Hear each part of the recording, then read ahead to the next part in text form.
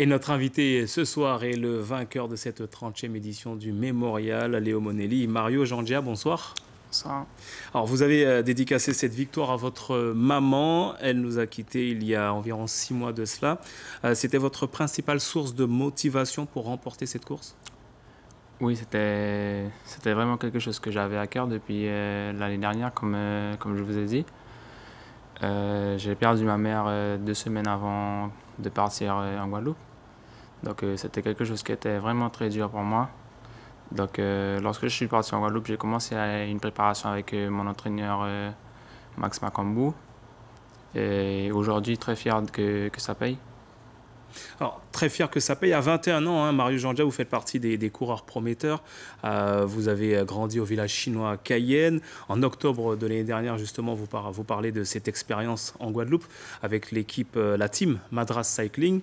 Un mot sur cette expérience de 6 mois, puisque vous êtes revenu en avril en Guyane. Un mot sur cette expérience en Guadeloupe. Qu'est-ce que vous retenez de ces 6 mois au sein de ce club?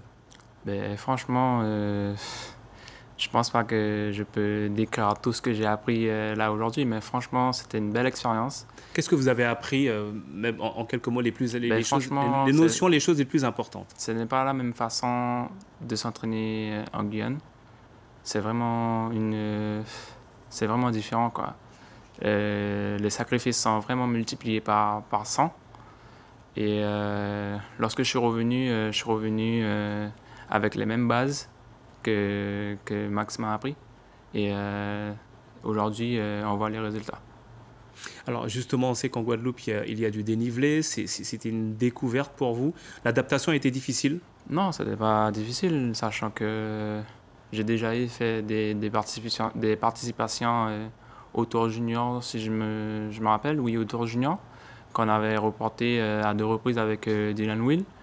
Donc, je connaissais à peu près le terrain. Et franchement, c'est comme si c'était ma deuxième maison parce que franchement, c'est un terrain qui me convient. Un terrain qui vous convient. Vous avez de l'avenir, on l'a dit.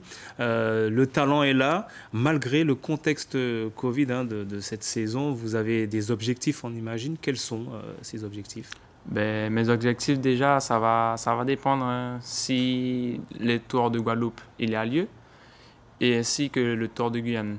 Parce que c'est l'un de mes principaux objectifs, le Tour de Guadeloupe et le Tour de Guyane.